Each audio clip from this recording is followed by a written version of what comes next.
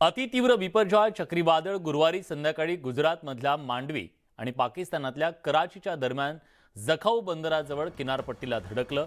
चक्रीवादळाच्या लँडफॉलची संध्याकाळी 6:30च्या दरम्यान सुरू झालेली प्रक्रिया रात्री 11:30 पर्यंत सुरू होती। प्राथमिक माहितीनुसार वादळाच्या तडाख्यानं सौराष्ट्र आणि कच्छमध्ये ठिकठिकाणी झाडं, विजेचे खांब कोसळल्याच्या घटना घडल्या। वादळाचा जोर ओसरताच मदत कार्याला आता सुरुवात होणार आहे। रात्री उशिरापर्यंत जीवितहानीची नोंद झाली नव्हती। चक्रीवादळाची आपत्ती लक्षात घेऊन एनडीआरएफ आणि एसडीआरएफच्या एकूण 40 तुकड्या तसंच नौदलाच्या 25 तुकड्या बचाव कार्य आणि आपत्ती व्यवस्थापनासाठी सज्ज ठेवण्यात आल्या।